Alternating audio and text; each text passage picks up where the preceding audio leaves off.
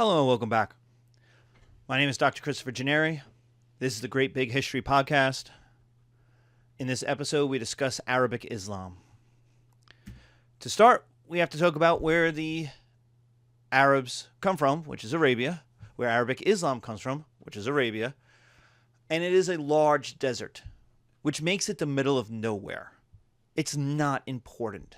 We have spoken about Mesopotamia, Egypt, Asia Minor, India, Persia, over and over and over again in this course. We've never talked about Arabia. It's the middle of nowhere. It's poor. It's insignificant.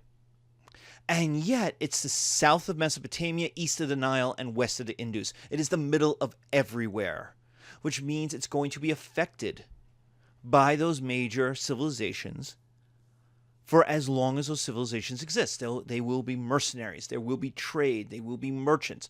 There will be connections between Arabia and these old, settled, urban civilizations. So what we have is mostly tribes. Nomadic horsemen tribes. They are small, divided, poor, and spend most of their time fighting each other. That changes when we get Muhammad. Muhammad lives from 570 to 632. Muhammad is Muhammad. That's the spelling I'm going with instead of the one with the O's. It's the older 19th century version. In English, anyway. Who is he? He's a pious merchant. Well, what does that tell you? That tells you something right away. It's not just a noun, an adjective and a noun. Those two words tell you something. One, pious means he's religious. He takes religion seriously. Now, he's a polytheist. The Arabs are polytheists. They have lots of gods. He's a typical desert nomad. There's some settlements, but for the most part, this is not an urban civilization. But he takes his religion seriously. The second thing is he's a merchant, which means he's worldly. He's connected to other people. He has to understand at least a little bit of other languages, other cultures, other beliefs in order to make deals with these people. And so he knows something of Judaism, of Christianity, of Zoroastrianism, of Hinduism, from merchants who are coming through on their way between India and Egypt, Baghdad and Egypt, and Baghdad and the Indus. People who are traveling through. Refugees from the wars. People who just want to get away from it all. Monks. And so he's religious, takes his religion seriously, and he's worldly. And then one day, while praying in a cave outside of Mecca, he is visited by the angel Gabriel. And that is very important, because the angel Gabriel is the angel of the God of Abraham. We have seen the angel Gabriel before. I like to think of the angel Gabriel as an 80s hair metal band putting out their 25th anniversary greatest hits album.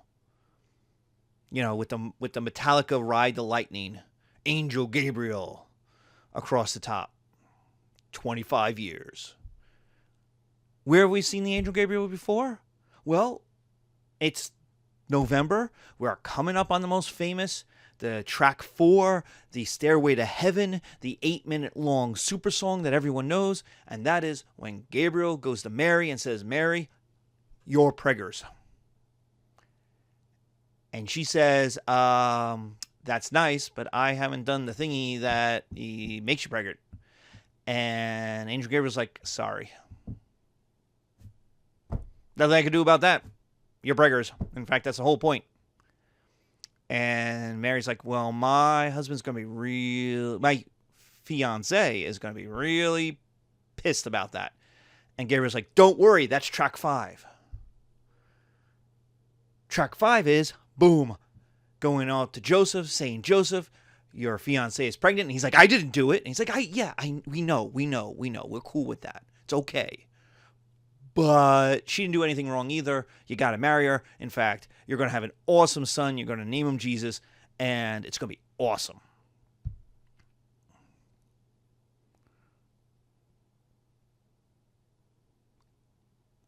And Joseph goes, well, what if I name him Joshua? Like, shh, it's going to confuse people later. Just don't. Jesus. We're just going to call him Jesus. Otherwise, things get real confusing. But the angel Gabriel had shown up earlier. The angel Gabriel goes to Mary's cousin 6 months earlier and says, hey, Lizzie, guess what? You're going to get pregnant. And she's like, that's awesome. We have been trying for so long. I didn't think it would happen. I am totally going to name him Zebediah. And Angel Gabriel goes, no. You're going to name him John. And he's going to like to take a lot of baths. Encourage that. It's going to be cool. Yeah, in case you didn't know, in case you forgot, there's the Holy Family. Mary and Elizabeth are cousins. Which means Jesus and John the Baptist are cousins. And so if you go to the Louvre, if you go to any good Renaissance art museum, you are going to see an unending amount of Jesus, John, Mary, and Lizzie doing cool stuff while they're kids. And I've always felt bad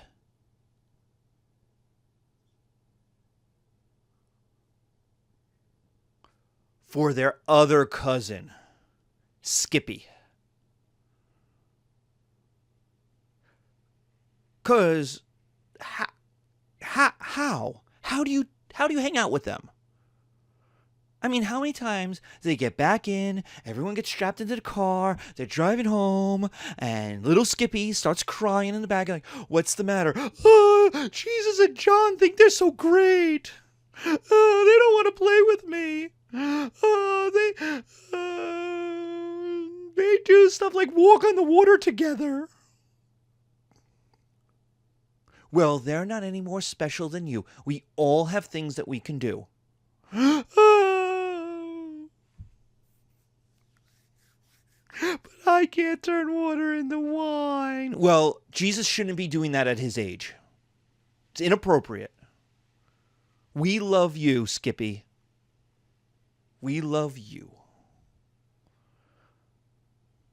Like, dude, that dude got totally written out. How do you go to these birthdays? He got totally written out of the history. He's not in any of the art. Cousin Skippy.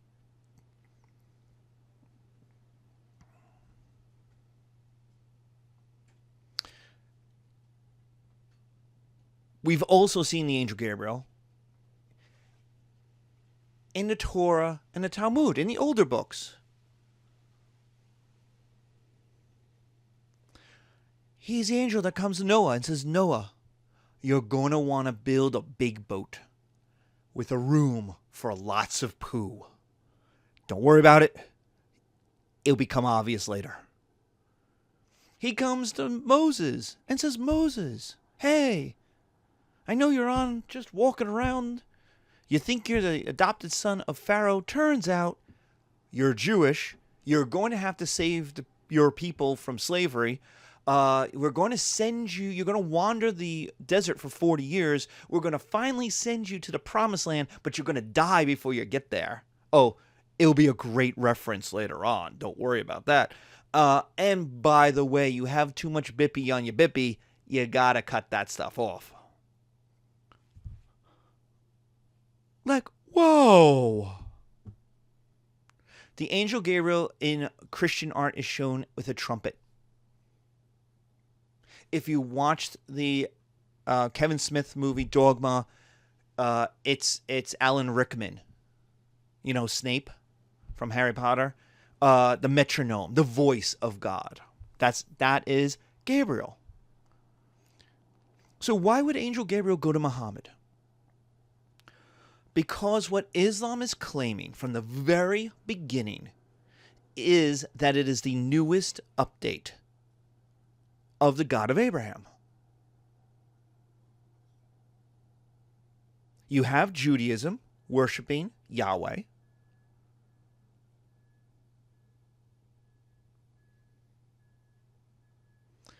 You have then the Jesus Christians worshiping of Jehovah in the New Testament. You get New Testament God. Old Testament God likes to beat you up, burn stuff down. New Testament God, hippie God, loves you no matter what you did. Then we have Allah, A-L-L-A-H, Allah, which is the newest update. And the interesting thing is it's kind of more Judaism than it is Christianity. It picks up some of the Christian stuff, heaven, hell, for example. All-forgiving God, yeah, picks that up too. But also goes old school. Yeah, he'll forgive you, but he's still going to give you a whooping first. Oh, and the most important thing, Jesus isn't God. Jesus is just a prophet. In fact, he's the best prophet. He's the most awesome prophet. He's the last prophet. And you go, wait a minute, whoa, what about Muhammad? Well, Muhammad is the dude who's there to fix the problem.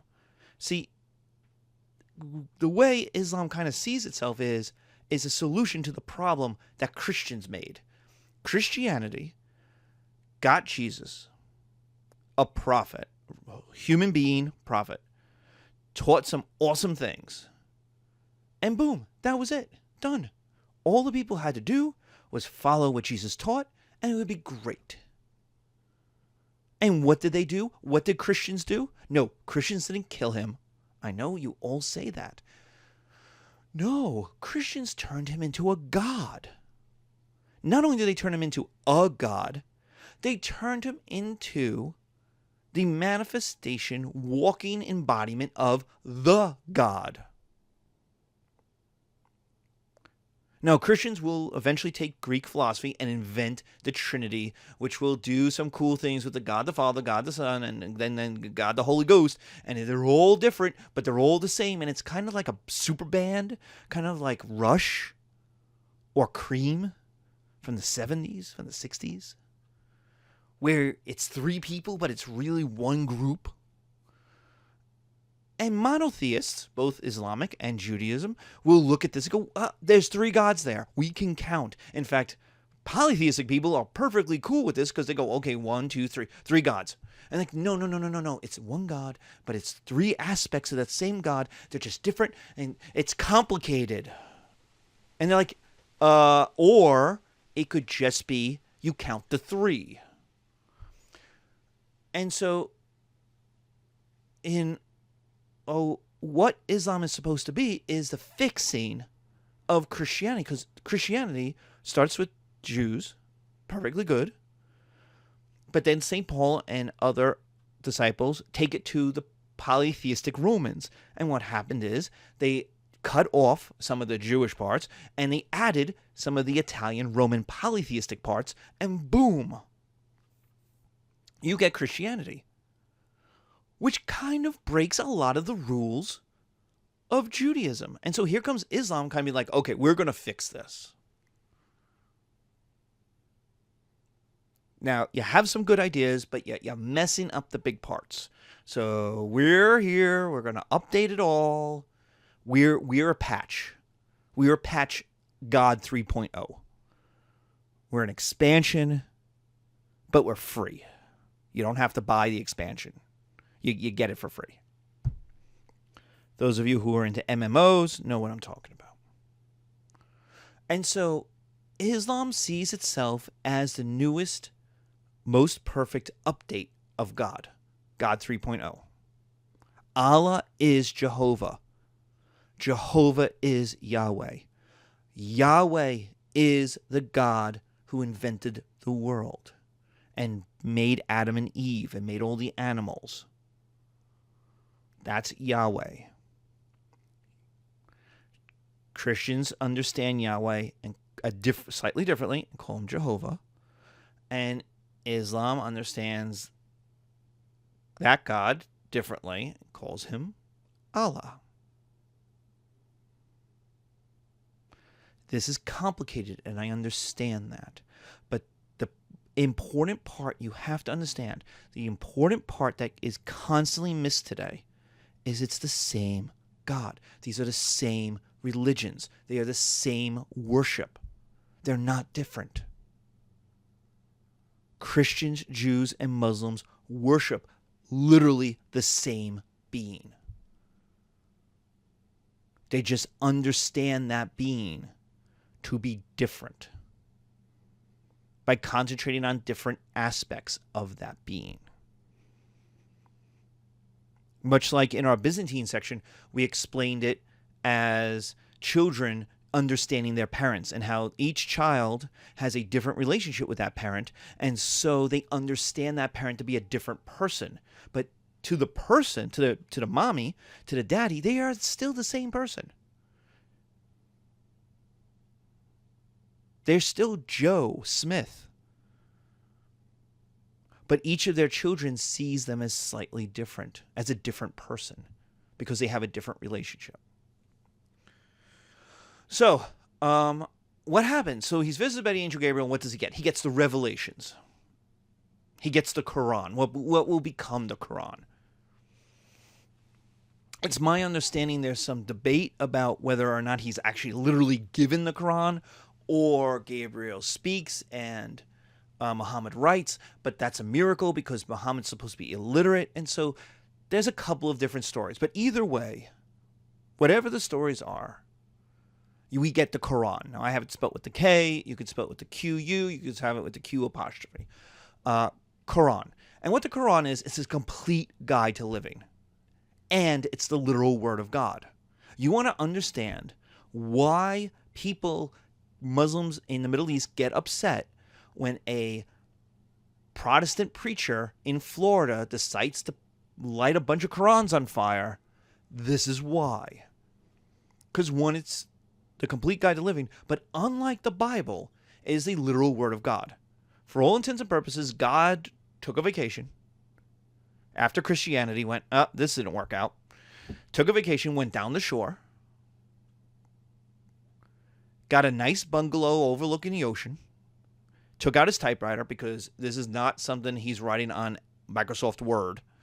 Took out a nice typewriter, sat down, got himself some nice, lovely, lightweight paper, rolled it up into his typewriter, and started banging it out.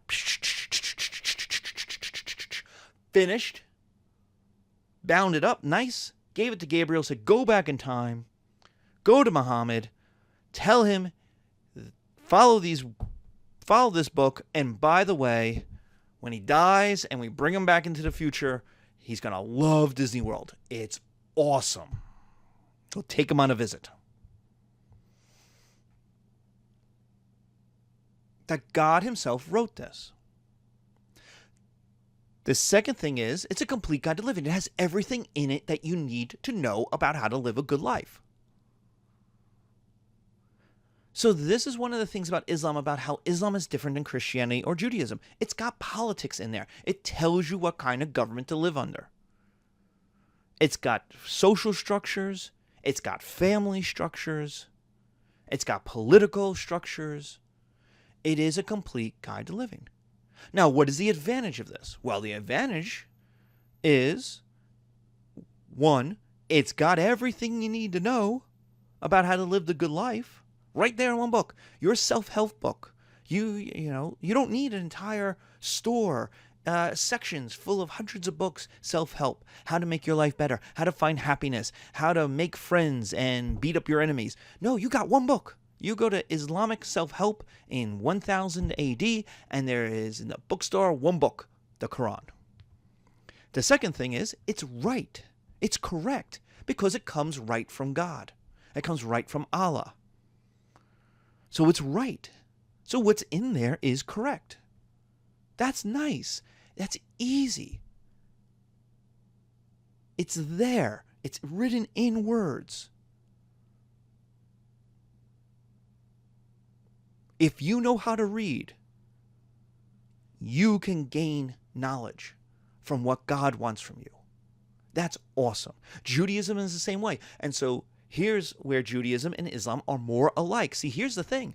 Of the three cousins, Judaism, Christianity, and Islam, Christianity is the weird one who is picking his nose out on the stoop. Christianity is the weird one. Judaism and Islam have much more in common with each other.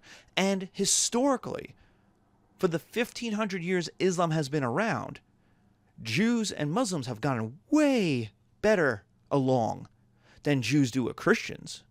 If you wanted to live something of a normal life as a Jew in the Mediterranean world in, say, 1000, 1500, 1700 AD, you'd much rather be in Istanbul, Tunis, Baghdad, than you would ever want to be in Berlin, Paris, Cologne, London. You weren't even allowed to be in London. They kicked you out in the 1300s. They kicked you out of Spain in the 1400s, 1492.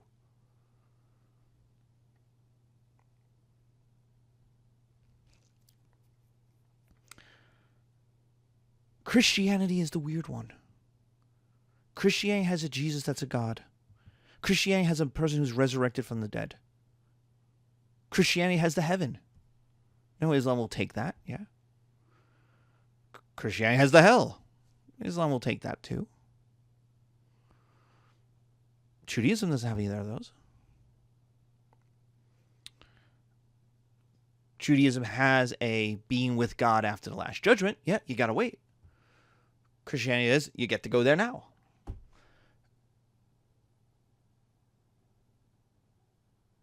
Christianity has baptism. Christianity has the 7 sacraments. Christianity is the weird one. Christianity doesn't get circumcised. Christianity eats pork. Christianity draws icons. Judaism and Islam don't do any of that. Well, they don't eat pork. They do get circumcised, and they don't draw pictures. Judaism and Islam have way more in common with each other. So you may go, well, wait.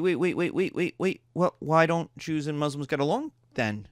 Well, that's because of politics, not religion. That has to do with the immigration of large numbers of Jews from Europe and the United States into the Middle East, the violent creation of an Israel and a Palestine in the series of wars. This is all going to be covered in History 102. It's politics that has separated these people, not religion.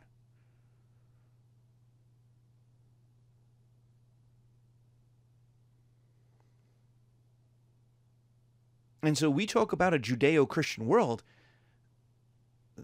Yeah, but it's really a Judeo-Islamic world. Christianity is on the outside. Christianity is the weird cousin that you have to invite to your birthday party because your mom said so. And Christianity is overly violent. We'll talk about the Quran, the Crusades, likes to throw feces on everything, and then pick up all the presents and say, it's mine, it's mine, it's mine. And then go run back home. So back to the Quran. So back to the notes, but you have to understand these things to understand the relationships between these religions and these societies.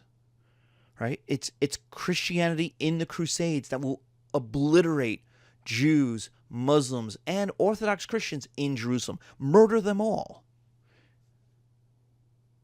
In fact, that becomes a saying. Kill them all. God will recognize his own. Or if you're a metalhead, kill them all and let God sort them out. So back to our notes. The Quran and the advantages. The advantages is, 1, the book is right. 2, it's a complete guide to living. So it tells you how to live. What's the disadvantage then? Because there's always disadvantages. What's the disadvantage? There's no disadvantage in the Quran, in what it says. But there is a disadvantage in how it's written. And how it's written is in poetry and in Arabic. So let's take the Arabic part first. Why would that be a problem? Well, because if you wanted a religion that's a world religion to spread across the world, you wouldn't pick Arabic. No one can read it. And you go, wait, what about the Arabs? The Arabs can't read. They're nomadic horse people in the desert. They can't read. 1-2% of them can read.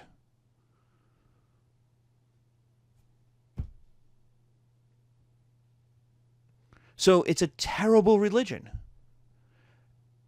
to spread across the world because no one can read the book. Even the people who wrote the book can't read the book. It's in Arabic. So it's very hard to spread. And since it's the literal word of God, there's from the very beginning a desire not to translate it. Now, there will be Persian translations pretty early on, but there is a desire not to translate it. But not a lot of people can read it. Now, you can make the argument kind of like the New Testament in German does. It will encourage people to become literate, and this is true in Judaism, with their bar and bat mitzvahs, where you go from a child to an adult because you can read the Torah. So it will encourage, but for a while there aren't the systems, there's not the wealth that will help people become educated. Compare this to the Bible. Compare this to the New Testament. We can't call it the Bible. We have to call it the New Testament. The New Testament is written in Greek. Those 4 Gospels, in Greek. The letters, in Greek. Why? Because the early Christians wanted to share it. And the language of education in the Eastern Roman Empire was Greek. If you wrote it in Aramaic, if you wrote it in some old Assyrian Semitic language, or you wrote it in Hebrew, you are limiting the population that would engage in it. You want people to read it, you wrote it in a world language. That's Greek and Latin. And since all of the apostles, all of the early disciples, Jesus himself lived in the Eastern Roman Empire, the language of education was Greek. So they wrote in Greek.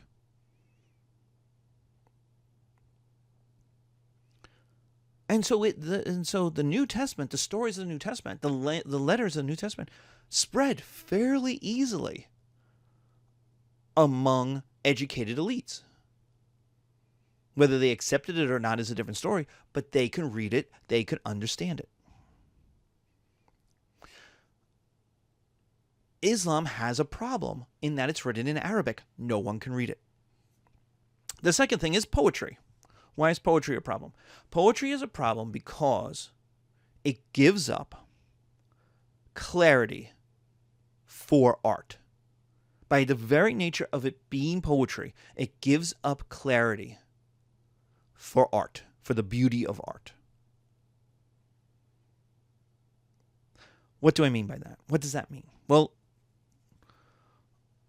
I'll give you an example. This example is not in the Quran, but I'm going to give you a example, a simple example so you can understand. Husbands, love your wives. Let's start over. Husbands, because husbands love your wives is actually from St. Paul. So I want to get away from that. Husbands, treat your wives as the rooster treats the sunrise.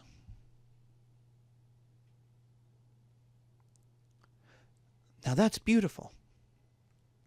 That's elegant. It's wonderful. Treat your wife as the rooster treats the sunrise. Problem. What does it mean? Does it mean I should love my wife? I should worship my wife? I should be so thankful, vocally thankful, that she is there every day that we're together? Or does it mean that around 5:30 in the morning, I should yell at her to get to work? Get to work! Get to work! Come on, get to work! Which one? Now, I like to think it's the first one, but do you know? Are you going to tell God what he means? I don't know. It could be either one. I like the first one. It could be the second one. And who am I to say what God means? Now, here's the thing. As long as we've got Muhammad around, we've got a guy who knows what it means. We can go to Muhammad and say, Muhammad, what does it mean? And he goes, oh, it totally means to...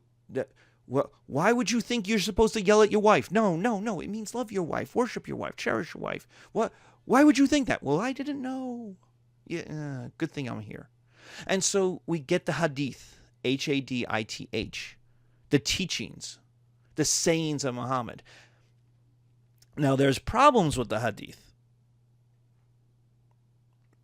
The problems is that the hadith really isn't written down for several hundred more years. There's not a problem with the hadith, that it exists.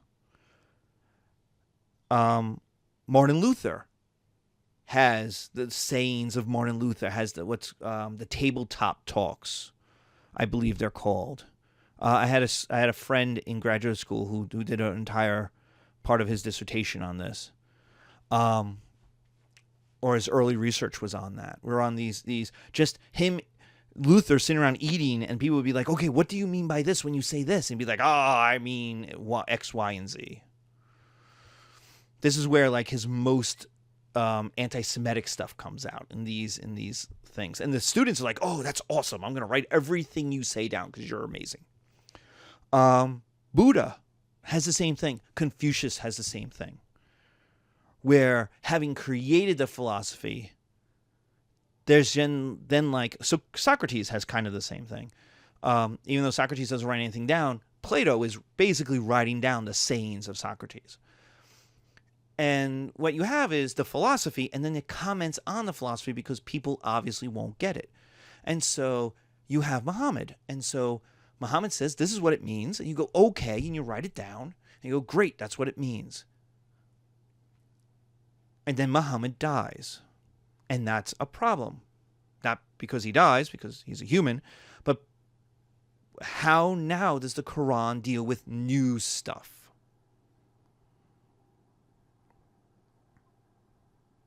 How does it deal with new things?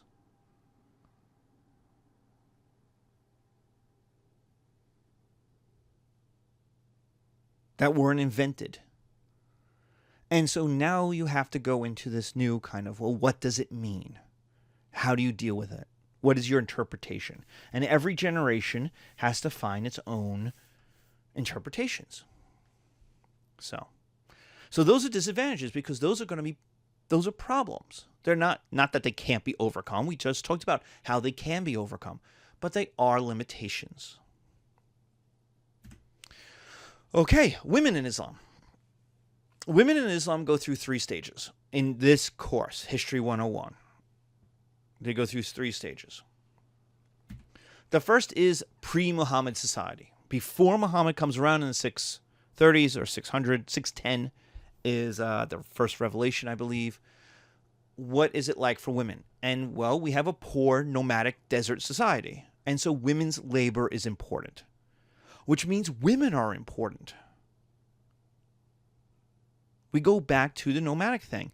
Women have a say. They have some rights. They have some independence because their labor matters.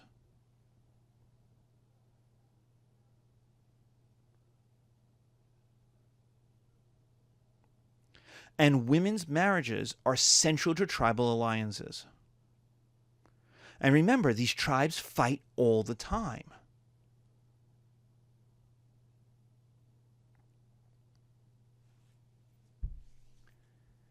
So I go down to the watering hole, go to the oasis, run into Georgie of the different tribe, and Georgie's a jerk, and we get into a fight over the oasis of watering my horses, and I'm like, and I come home, and I'm all mad, right?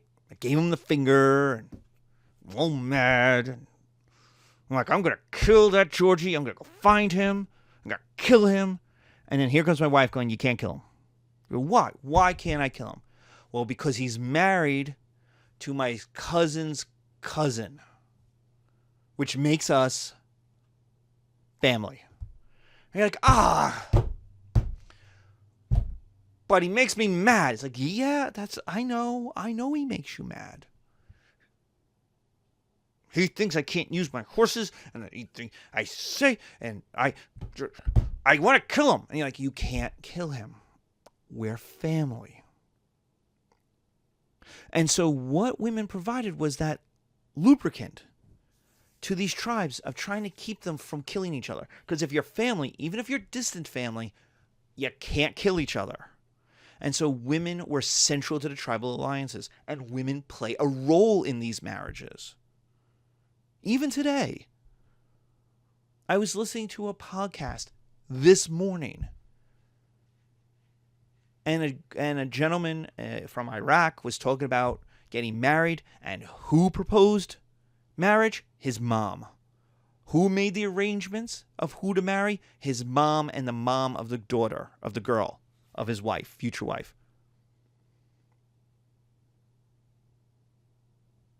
Why? Because the families were related. And so it was like, we this is awesome. We're going to put our kids together. Well, our families will be united. It will be awesome. We can even live together like they all live together. They bought a couple of acres of land. They had houses all on the couple of acres. So the entire family lived together, separately in their own houses, but together. So dinners, holidays, were all together. And it was the women, the wives and mothers who instigated that. Who proposed it, who argued for it, who negotiated it. Well, that goes back to here. That goes back to the pre-Muhammad Arabic society. Women are central to the marriage, to decisions on marriage, and to tribal alliances. So they have a typically nomadic role. They have important labor, which gives them rights and independence separate from men. And their role in marriage, especially politically, is very important. Well, what about when Muhammad comes around? Women in the Muhammad period change, or at least Muhammad changes them. In some ways, the same way Hammurabi does. Muhammad changes women into the mothers of believers. Now, they're still economically important, that's true. We haven't had a wholesale change in society yet. We're still desert nomads. But he's elevating women to a new role, from worker to mother of believers. It is their job to raise, to give birth to, and then raise the next generation of Islamic men and women. Well, how do you do that?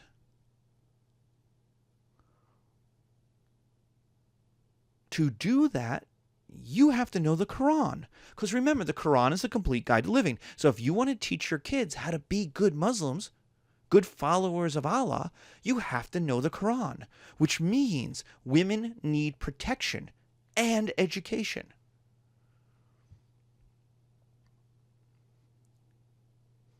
These groups like the Taliban that assault and attack girls for getting education, they're not Islamic.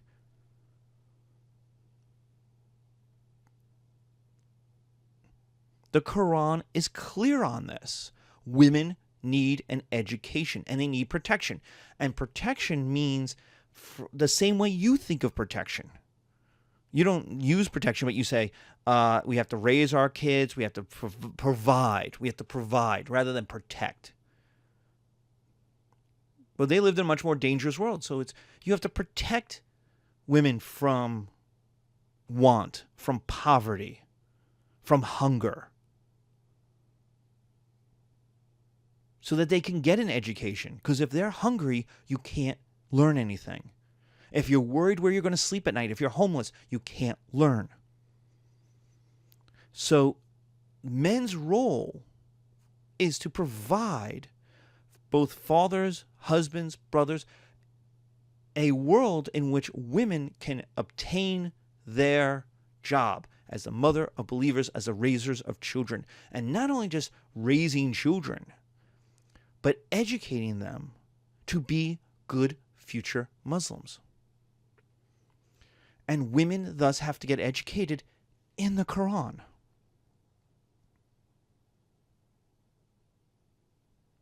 So women and men go to mosque and hear the preaching. Now they're separated, but we'll talk about that in a moment, why they're separated. Why women go into one section of the mosque and men go into the other. But the idea is women need to be literate. They need to be able to read. They need to know the Quran.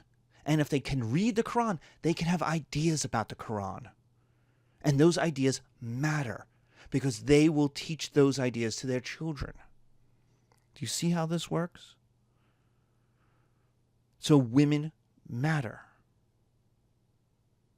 They are elevated now. Now they have a position. They're not workers anymore. They're mothers, and that mothers have been elevated. They're mothers and teachers.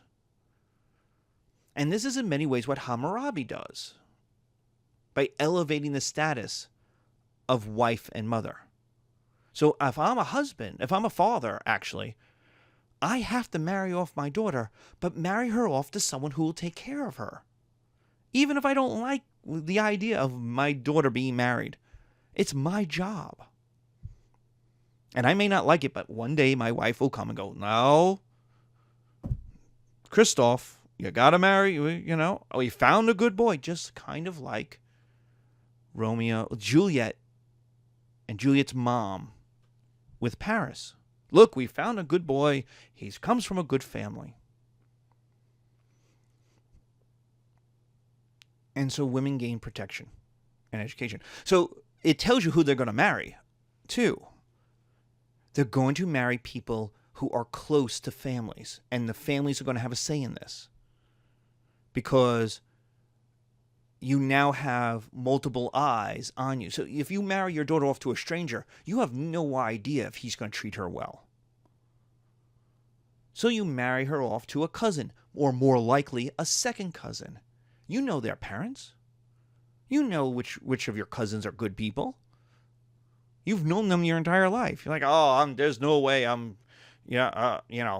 there's no way I'm marrying off my daughter to Billy's son. Billy. I've known him since he was, Billy.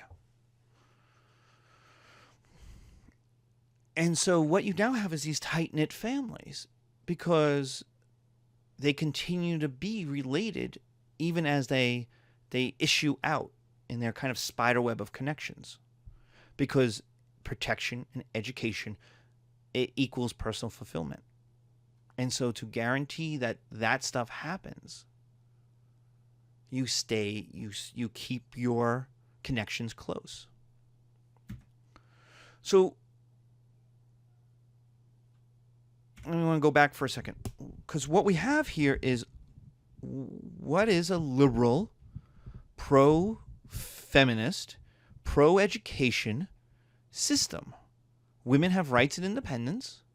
They now have protections and education. This sounds great. I mean, it's not modern, but it's 600 AD. I mean, how modern can you get? It's better. It is seriously better than what's going on in Dark Age Europe with the collapse of the Roman Empire. I mean, it's probably better in the Byzantine Empire, but the Byzantine Empire is wealthier. And we'll see the effect of that in a moment. So this is a good system for women. So what the hell happened?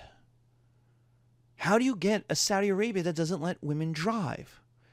How do you get Gulf states that don't allow men and women to be anywhere near each other?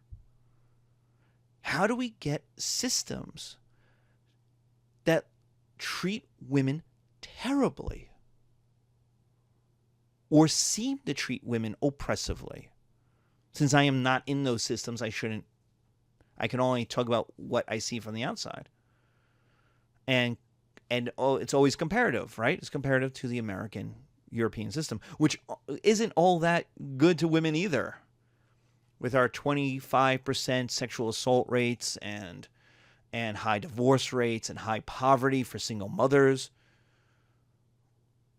Now, Western Europe can all talk about how women have the right to vote all they want. We don't exactly treat women very well either.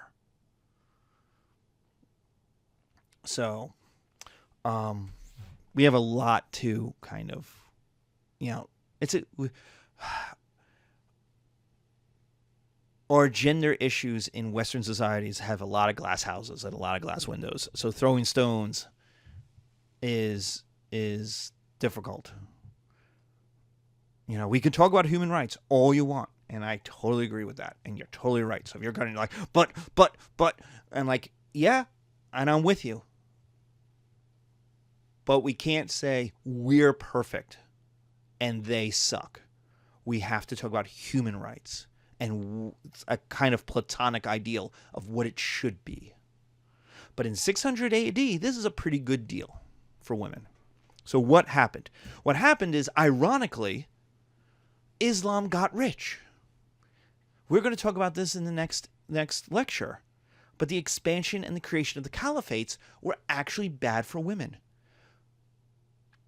Islam got rich. It expanded out of Arabia. They stopped being purely desert nomads. They conquered the Middle East. They conquer Egypt. They conquer North Africa. They conquer India. They conquer Spain. They conquer Central Asia. Or at least convert parts of Central Asia. Islam got rich, and with it came slaves.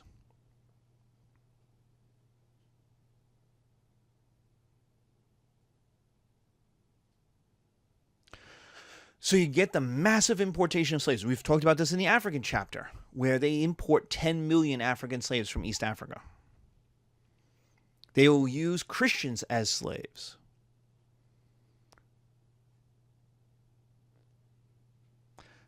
The effect of that was that women no longer need to work.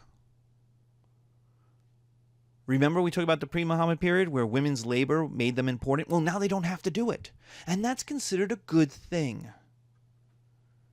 It just has terrible repercussions.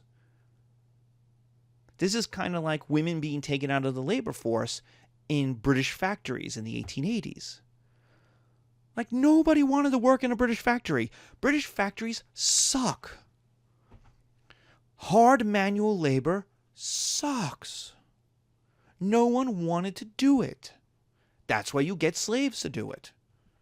The slaves are machines.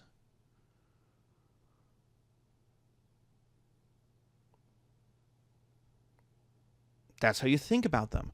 And so this is considered good. My wife doesn't have to do this back-breaking labor anymore. We have some slaves, and that's awesome. She can spend time teaching the kids more. Hell, now I can get a slave that will teach the Quran. I got some educated Christians here. They'll learn the Quran. They'll teach my kids. My wife doesn't even have to do that anymore. It saves time. She could do more things. She'll have free time. This was considered a good thing. It's not considered oppression any more than it was in the 1880s. No one was twirling their little pencil British mustache going, how can we oppress women? We'll make it so that they can stay at home and eat bonbons on the couch and go to department stores. That will show them. Nobody said that. They said, look at how horrible working in a British factory is. Why should we do this to women and girls?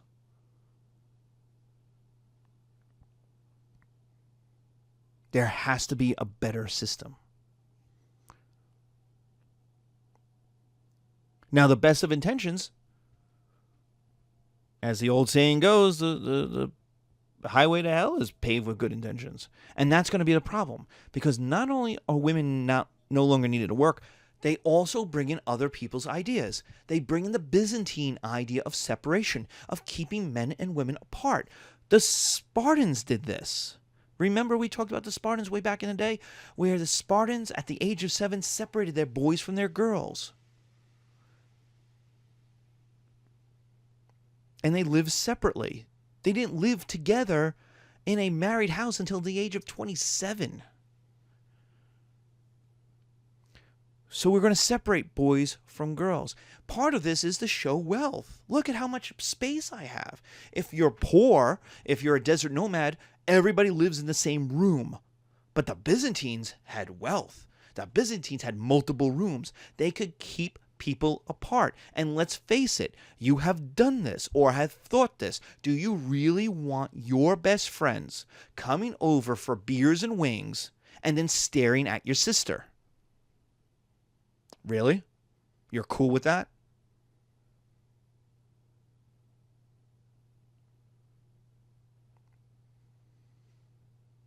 If any of you have had that feeling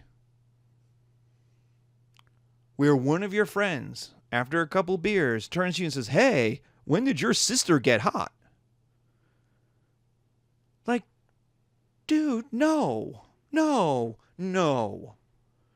And so what the Byzantines did was separate men from women. So these kind of sexually impolite ideas didn't happen. But it also showed off wealth. I can do that. I can build a whole separate wing on my house just for the women folk. And again, not considered oppression. It was considered protection from your drunk ass friend ogling your sister or your niece or your cousins. You don't want that.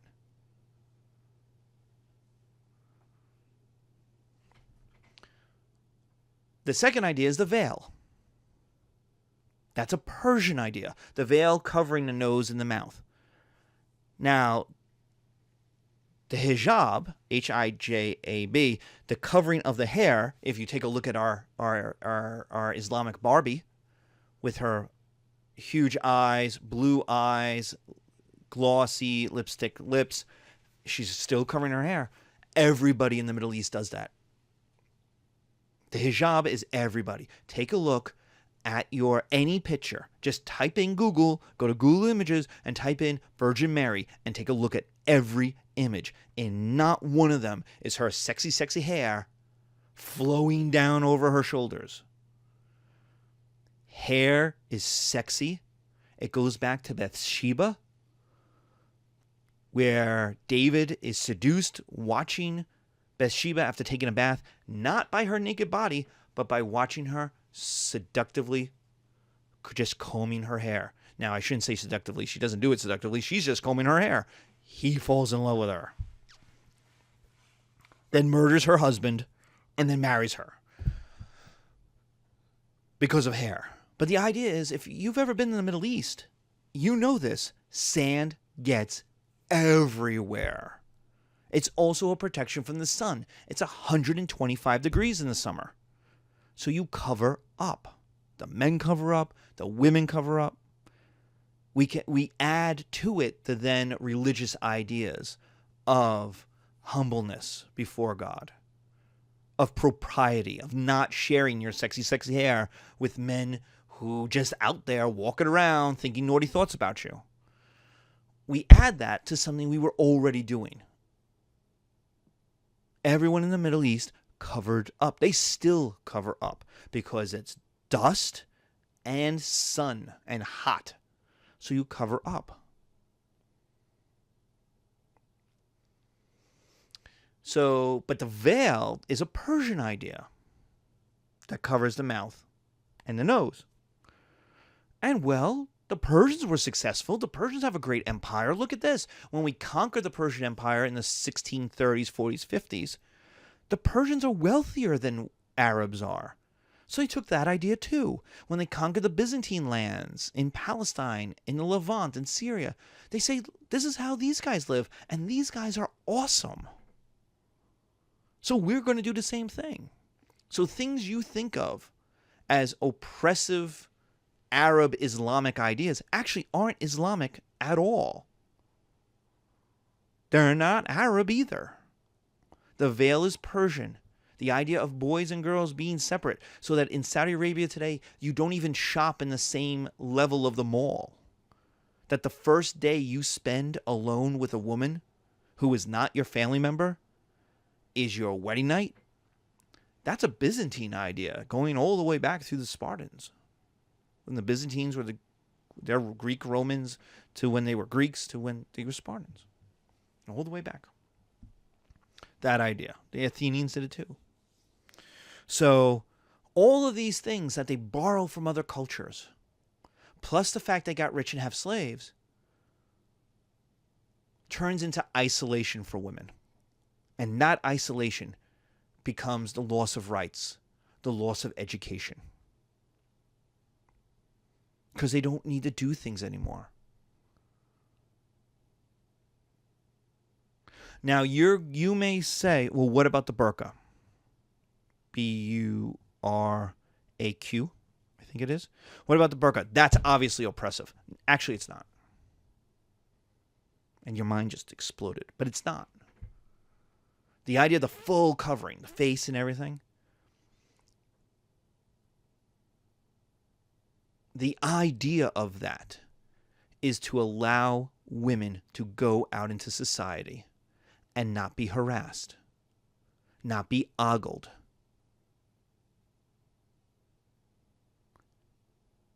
That's the idea, is to allow them independence in society. What it does is say men are so terrible, so sexual, so predatory, that the only way to protect women from them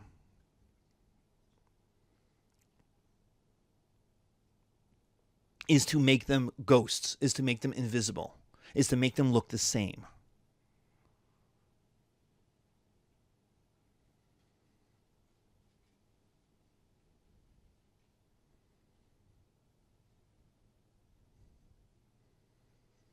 In America, it's slightly different. Men buy guns for this reason.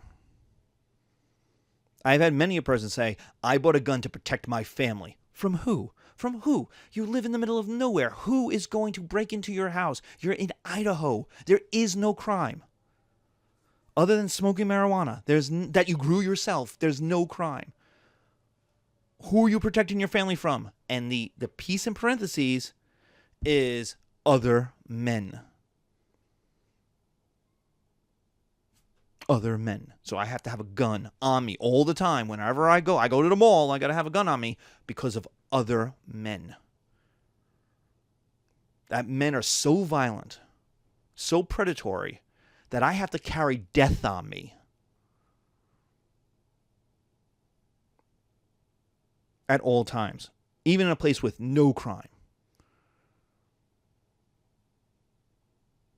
And my wife will carry a bazooka. There's plenty of people who say the same thing about women owning guns. The only thing that will protect them from men. It's not from children. It's not from little girls. It's from predatory men.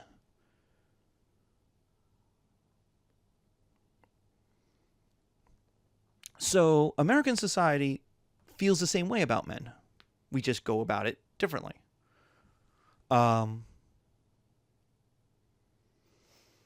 So the burqa is meant to allow women to go out. And as an educator, as a person who teaches 19, 18 to 25-year-olds, I have seen plenty of boys walk into walls in the spring because they ain't looking where they're going, because they're looking at who just walked by them. And the idea is they are having thoughts in their head that are not nice thoughts. Those thoughts in their head are not, I want to marry that woman. I want her to be the mother of my children. I want to honor her in a way that she deserves to be honored. That is not the film that is going on in his head.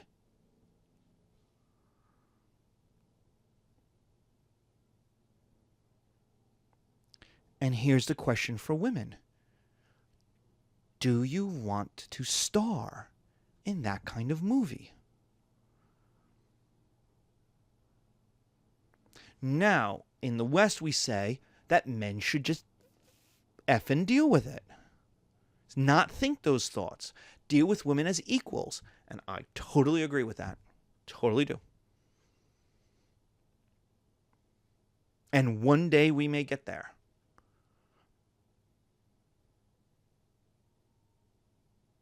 But this spring, I will watch boys look backwards at young women and then walk into walls, thinking naughty thoughts. And so Islam deals with that. They say, well, we'll just make it so that all the women look the same. So they could go out and buy milk without being sexually harassed. If you go on YouTube and you type in for one of these movies, like a woman walking, 10 minutes walking in New York, or 10 minutes walking in Chicago, and look at how much harassment a woman gets in America. And then there's one or two that are like an Islamic woman, 10 minutes walking in New York, and she's covered, and nobody bothers her. Nobody says, hey, good looking. No weird dude walks behind her for 10 minutes. No guy walks up to her and says, hey, baby, you want to go to a party? I'll make you feel good. Nobody does that. That's freedom too. That's freedom from harassment.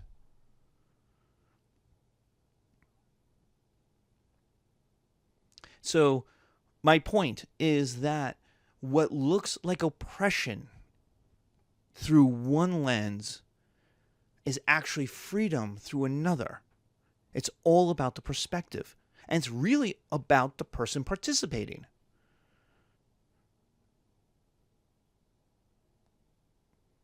There are plenty of Islamic women who wear the hijab or the burqa because they want to. Because they feel it gives them identity. Because they feel it gives them freedom. Because it's what they want to do. And it's thus oppressive to then say, you shouldn't, you can't. You have to live like me. Well, maybe I don't want to get harassed by a bunch of strange men walking through Times Square. Maybe I don't want to get touched. Maybe I don't want to get harassed. Maybe I don't want to get assaulted. Because remember, the first question any cop will ask about a sexual assault is, what were you wearing? And why were you wearing that? It is a trope. Maybe they don't do it anymore, but it's a trope at least as far back as the 70s. It has been a trope ever since female liberation and feminism. What did you do to bring this on, to deserve it? The victim blaming, the slut shaming. That's Western society. So I'm trying to just put this into perspective because I don't want to, it's not that simple. It's not so easy just to say they're living in the Middle Ages, they suck. Because they don't see it that way. And what you view as freedom can also be oppression. And what you view as oppression can be seen as freedom. Now, what you view as oppression can be oppression, and what you view as freedom can be freedom. But on this issue, it's much more complicated. So what we have is three stages. Women go from being poor, but economically and thus socially important, to being elevated socially and educationally important. They're no longer just workers. They're now wives, mothers, teachers. And then finally, they lose a lot of that because they're not needed, because they lose their economic independence. They lose their economic status. Because, ironically, Islam got rich. The richer Islam got because it relied on slave labor, the worse it was for women. Whereas in Europe, the richer the society gets, in Rome and the Byzantine world, the richer the society gets, the more rights women got, the more education they got, the more independence they got. So in our next episode, we will talk about Islamic politics and the rise of the caliphates. I hope this was illuminating. Thank you.